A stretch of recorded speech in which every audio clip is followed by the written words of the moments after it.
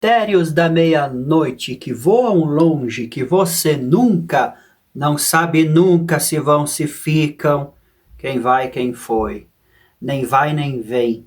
Mistérios. Vamos falar do vazio, de como viver no vazio. Que coisa estranha esse papo de vazio, tão antiquado para os dias de hoje. Nem tanto, né? A gente vê tantos vídeos hoje no YouTube sobre estoicismo, taoísmo, zen propriamente, feitos com inteligência artificial.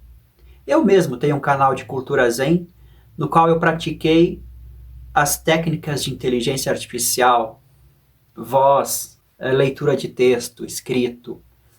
Foi bacana, né? Mas é melhor assim, ó, humanamente.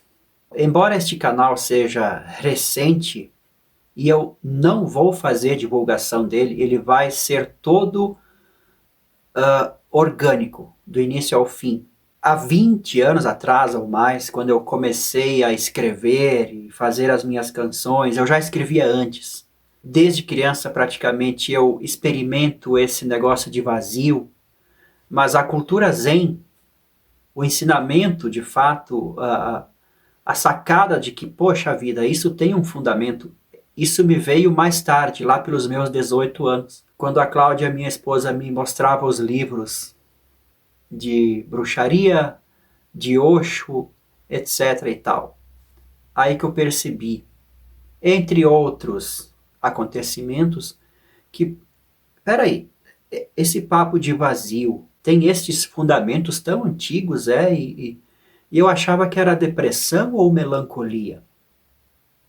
Embora a depressão e a melancolia também são fatores em nossa vida. Então é um bom chamamento esse, é um bom ponto esse, de se sentir vazio, melancólico, deprimido, e olhar isso mais de perto e verificar que talvez esta seja a nossa natureza mais essencial. E existam tantos mistérios aí, e tanta vida. É só colocar consciência neste vazio e ele se preenche. Não é um vazio morto, é um vazio vivo. Essa é a grande sacada, né? E desde sempre as minhas canções falam sobre isso, as minhas escritas, as minhas obras de arte falam sempre sobre isso. E eu converso sobre isso com as pessoas desde sempre também. Então, este canal, ele não é simplesmente da modinha estoica ou zen. Na verdade, o meu intuito sempre foi de simplesmente compartilhar não o conhecimento, mas o amor a esses assuntos. Porque talvez seja mais necessário compartilhar amor a esses ensinamentos do que ensiná-los como se fossem regras ou coisas novas. Não são coisas novas. A verdadeira religiosidade tem que ser despertada com amor ao conhecimento. Não como se diz em filosofia, não amigos do saber, mas amigos do mistério, o misticismo. Mas ok, dada esta introdução, qualquer coisa, se você quiser saber mais sobre o meu trabalho, links aqui na descrição, os meus livros, meus shows, bate-papo comigo, cursos, aulas online. Mais uma vez, não pelo conhecimento, mas para entrar na vibe. Eu acho que os meus vídeos eles têm mais a vibe, tipo são 20 minutinhos de vibe do que de informação. O vazio. A natureza do vazio precisa ser compreendida, ela é muito difícil de ser compreendida. E de ser aceita também é muito difícil. Mas é o nosso verdadeiro ser. Quando um depressivo, clínico talvez, ouve falar isso, em certos momentos pode ser, tá aí a razão da minha tragédia. Ou pode ser interpretada, opa, mas tá aí a razão desta minha percepção, então eu não estou tão errado assim. Isso não é doença nenhuma. Veja, existe o momento correto e a maneira correta de assimilar este vazio. A vida está sempre tentando nos mostrar o nosso verdadeiro ser. Até agora, ó, que o João de Barro cantou, é um momento interessante para a gente aprender o vazio. Por quê? Porque agora ele não canta mais. Talvez fosse um dinossauro, há milhões de anos atrás. É a mesma natureza deste vazio. Interessante, né? Na nossa vida humana, a gente vê isso nos canais de estoicismo, né? Essa mesma sacada aqui. A gente tem que refletir, ponderar, escolher o melhor a fazer, o caminho a tomar diante das situações da vida. Então a gente faz o que precisa ser feito com total intensidade, com totalidade. Não pela metade, com totalidade. Aí vão acontecer coisas, vão acontecer reações, não é? Desencadeamentos da sua ação. Sejam eles positivos para você ou negativos ou neutros. A ideia de viver o vazio significa não estar apegado a nenhum desses resultados. Estejamos sempre alertas a nossas ações. As nossas ações têm que ser executadas com totalidade, com consciência, com sabedoria, com atenção plena. Mesmo assim, pode dar tudo errado, segundo os conceitos daquilo que é certo e errado.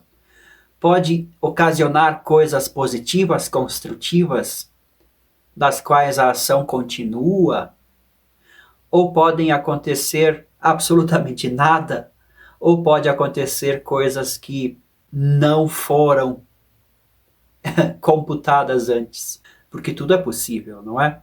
A vida é esta. Em linguagem espiritual, você faz o bem e às vezes retorna o mal, retornam coisas tristes para você. Tem uma história de um antigo mestre zen japonês. Devo ter anotado o nome dele por aqui, em algum lugar, não é? Roshi Hayashi. Ele tem uma história melancólica. Ele era um pouco deprimido, segundo dizem. Ele era mestre de um pequeno templo zen no Japão.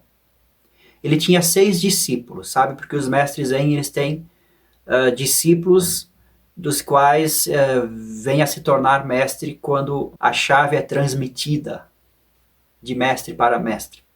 E ele tinha 6 discípulos. Os 6 morreram. Alguns morreram de doença, outros se suicidaram, não sei quantos, para você ver. E o último morreu em uma clínica para transtornos mentais. Então veja bem, a vida é vida para todos nós. Não é porque você é estoico ou zen que você é um super-humano. Na verdade, o que te faz seguir o caminho da espiritualidade, do autoconhecimento, são justamente os monstros do escuro, debaixo da cama do seu cérebro, da sua mente. É a vida humana, é o que chamam de sofrimento. E tudo pode acontecer, não é? Dentro do budismo, a gente ouve falar muito em outras vidas, né? Encarnações. Esse assunto é bastante vasto e polêmico. Mas dentro destas situações em que você faz o bem e parece que retorna apenas o mal ou tragédias, existe a aceitação. Porque existe uma compreensão de que existam outras coisas invisíveis, outros efeitos kármicos, que falam bastante do karma, né? Que provém não das ações de agora, mas ações do passado.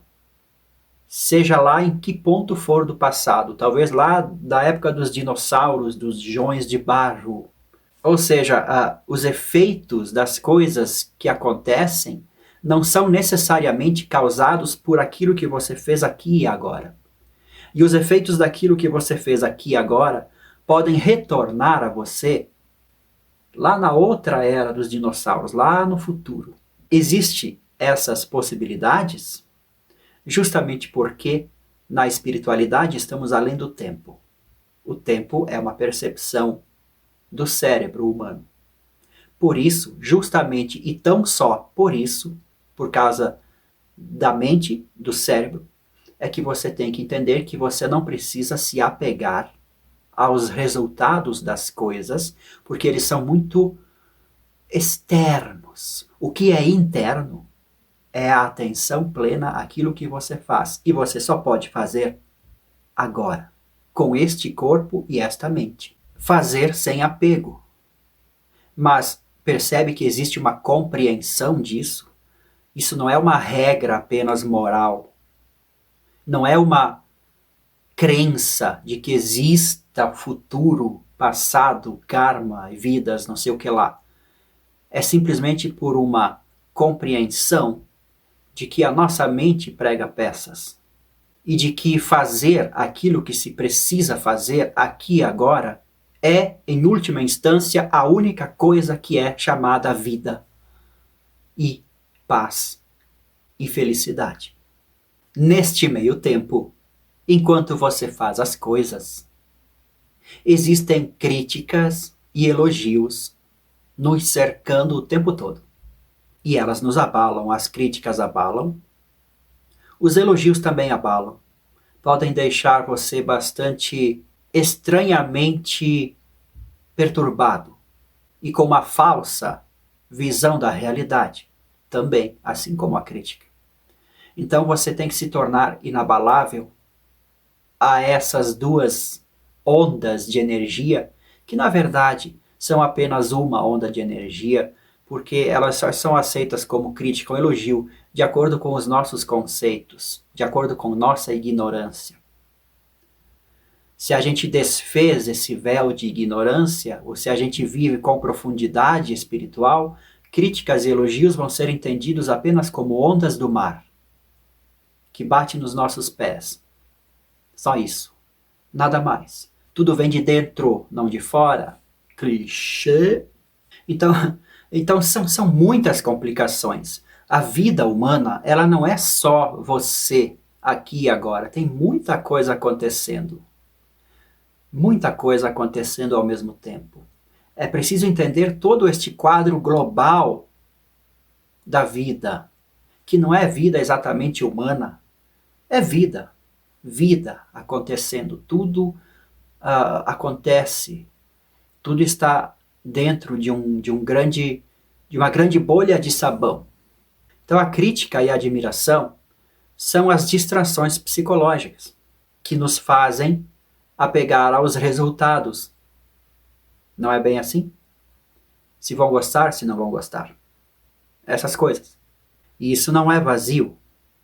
Isso é perturbação psicológica, que vai fazer das nossas ações desastrosas, não conscientes, não atentas, mas sim ações que ficam na expectativa de retorno.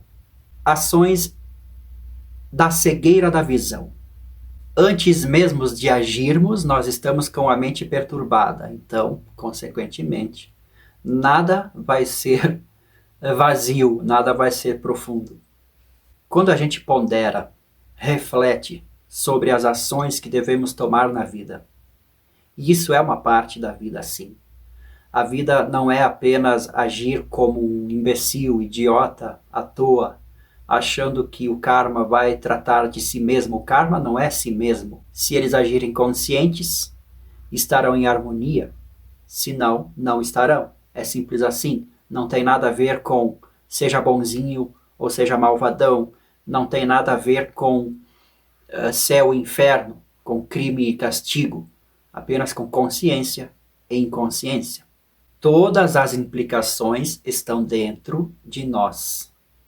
E quando a gente pratica o autoconhecimento, a cultura zen, a meditação, a gente é capaz de observar a nossa vida, esta nossa vida, as nossas memórias, o nosso passado, o nosso presente, até o nosso futuro. É possível prever como que se as cartas de tarô estivessem dentro de nós, invisíveis, e a gente pode jogar para nós mesmos.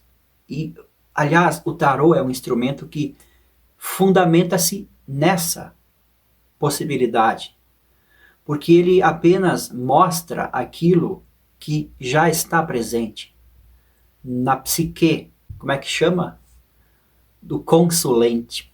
Mas você pode ser um consultor de tarô diretamente do seu cérebro. Todos os arquétipos estão ali dentro. Os maiores estão ali dentro e os menores estão acontecendo no dia a dia. Sem precisar de cartas representativas, eles acontecem, não é? E quando a gente observa a nossa conduta ao longo da nossa vida, a gente é capaz de observar onde a gente precisa corrigir. Então a gente corrige. É simples assim. É simples assim. Se não há nada a corrigir, então não há nada a se fazer. Como se fosse um navegar, né? Navegar é preciso, não é? Fernando Pessoa. E este não fazer dá trabalho, porque a mente sempre vai querer fazer coisas. Então o autoconhecimento é contínuo, a meditação é uma coisa contínua, está sempre se transformando porque a vida está sempre mudando. É sempre preciso fazer alguma coisa.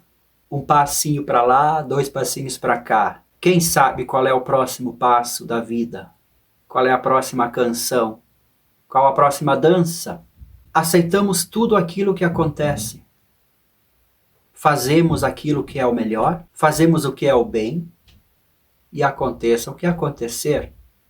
Estejamos cientes de compreender a vida como ela é, não apenas através do prisma dos nossos conceitos e olhares, pensamentos, mas sim saber que tudo está funcionando como deve estar. Porque o próprio prisma da gente olhar as coisas é empoeirado, é estragado. Apenas fazer o que precisa ser feito, sem apego, com meditação, com autoconhecimento, as distrações vão se desmanchando, os temores, as dúvidas, as ilusões, tudo vai se desmanchando. Não é isso que a gente busca? Ver uma vida em paz, feliz? E essa felicidade, ela não depende dos resultados, ela depende de um aprofundamento. Por isso o autoconhecimento, a meditação é uma prática. A gente pode conversar sobre ela durante muitos vídeos, mas no final das contas ela vai ter que ser uma prática real de corpo e mente de cada um de nós. Até o próximo vídeo.